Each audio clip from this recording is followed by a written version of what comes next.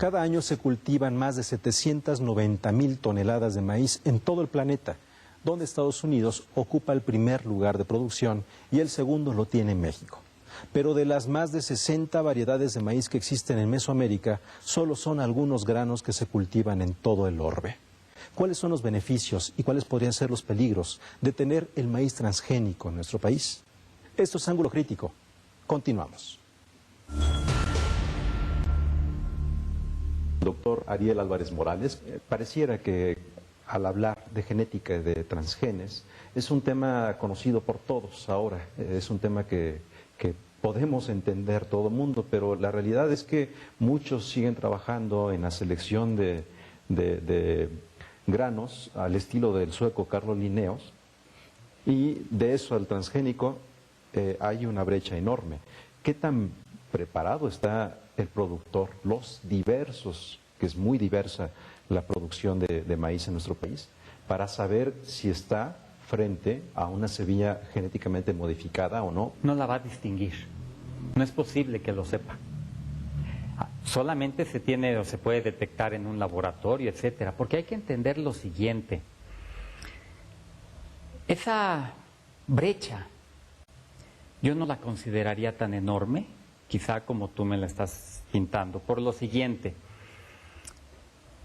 En la evolución de todas las tecnologías hemos llegado primero a hacer cruzas sin saber muchas veces qué es lo que pasaba en las cruzas, pero eran buenas y se generaban nuevos productos, y eso derivó, o de ahí derivó en buena medida la domesticación.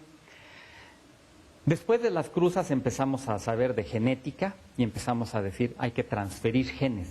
Hay genes que nos confieren resistencias, tolerancias, características que queremos, y se mezclaban o se cruzaban dos organismos esperando que los genes buenos de uno se pasaran a los de la otra.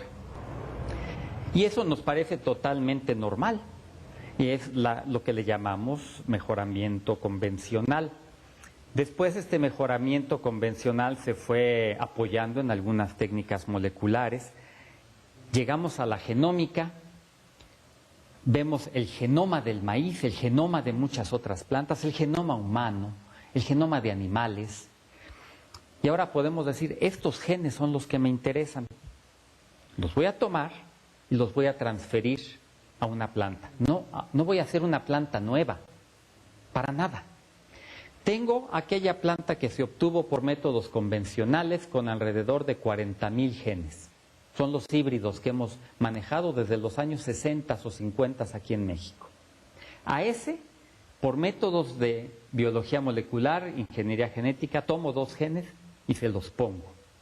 Entonces, la brecha no es tan enorme. Estamos utilizando toda la herencia del fitomejoramiento convencional. Tenemos ya un organismo que tiene años de fitomejoramiento, de cruzas, y tiene esos 40,000 genes que lo hacen maíz, y le ponemos 1 o 2 genes.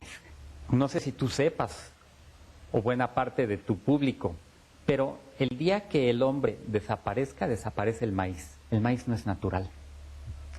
En primer lugar, se seleccionó porque dejó de dispersar sus semillas.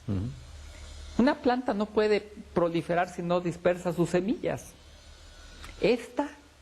Todas las variedades que tenemos en México de los maíces criollos, porque no existe el maíz silvestre, existen parientes silvestres que sí dispersan todas sus semillas, que es el teocintle. Pero este maíz que tenemos los criollos, digo que es producto del ingenio de nuestros productores, porque lo han cuidado, lo han seleccionado, lo han mantenido. Haya híbridos o no haya flujo, lo que sea, cuando ven sus mazorcas dicen, este es el que quiero, esta semilla es la que me gusta, porque es para pozole, para corundas, para tlayudas, para X uso, con tal color, tal textura. A lo mejor lo quiero harinoso, para atoles, lo que sea. Lo seleccionan, lo conocen, y cualquier otra cosa rara se le da a los puercos, se le da a los pollos, se usa para otra cosa. Ellos han permitido que subsista. Ellos son los motores de la domesticación y el mantenimiento de estas razas en México. El maíz como lo conocemos ahora no existiría si no hubiera sido por un proceso de domesticación que llevaron a cabo los habitantes del territorio que ahora conocemos como México desde hace más de 12,000 años. Esta es una mazorquita con una sola hilera de frutos, de propágulos, y con el paso del tiempo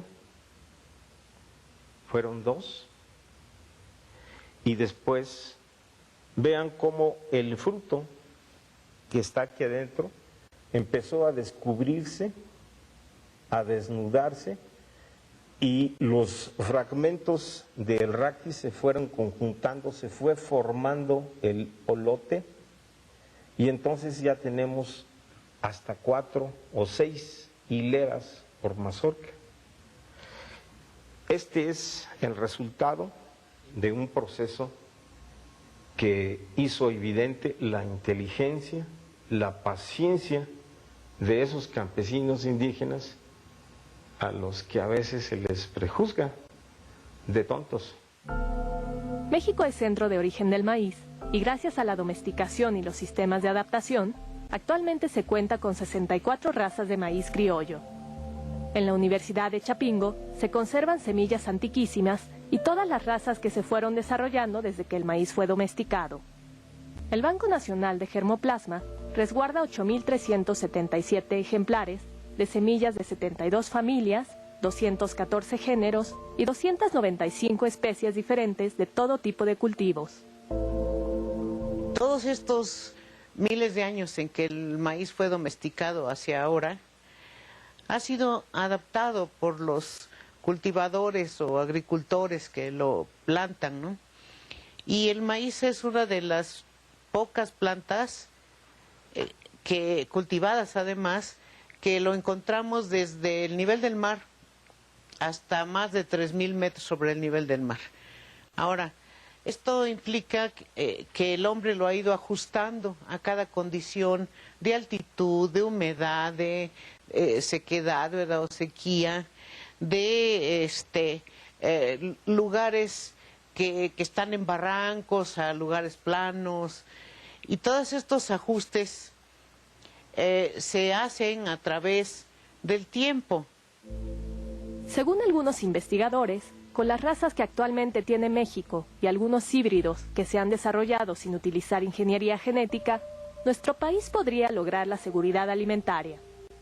Según la Organización de las Naciones Unidas para la Agricultura, la FAO, existe seguridad alimentaria cuando todas las personas tienen en todo momento acceso físico y económico a suficientes alimentos inocuos y nutritivos para satisfacer sus necesidades alimenticias y sus preferencias en cuanto a los alimentos, a fin de llevar una vida activa y sana. Los organismos genéticamente modificados, también llamados transgénicos, en particular en maíz, no se necesitan en México. Y no se necesitan en México porque tenemos alternativas que no son riesgosas para los productores y para los consumidores. Hemos desarrollado en esta institución, en el INIFAP, en 70 años de investigación, 270 variedades mejoradas, entre variedades mejoradas, híbridos y variedades de distinto tipo. Con ellas no necesitamos a los transgénicos porque podemos llegar a la suficiencia alimentaria, a la soberanía en maíz.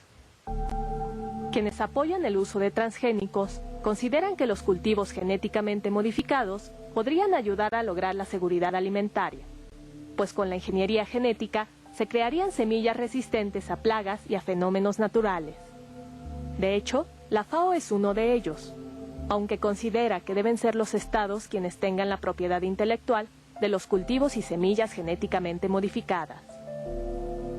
No solamente tenemos que pensar en producir a granel y a gran escala. Tenemos un problema de pobreza en campo, en donde la gente no tiene la capacidad tampoco de producir sus propios alimentos.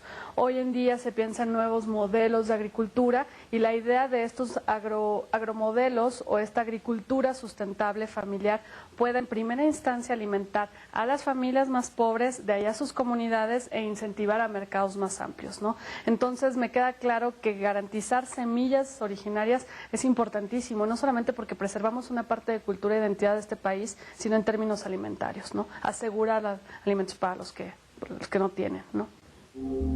Según cifras oficiales, casi 12 millones de mexicanos viven en pobreza alimentaria y muchos de ellos viven en zonas rurales. Según la FAO, el uso de cultivos transgénicos ha aumentado en los últimos 10 años, sobre todo en los países en vías de desarrollo. Pese a su propuesta de usar cultivos genéticamente modificados para lograr la seguridad alimentaria, hasta ahora ninguna dependencia cuenta con pruebas contundentes de que el uso de transgénicos pueda aliviar los problemas de hambre en el mundo.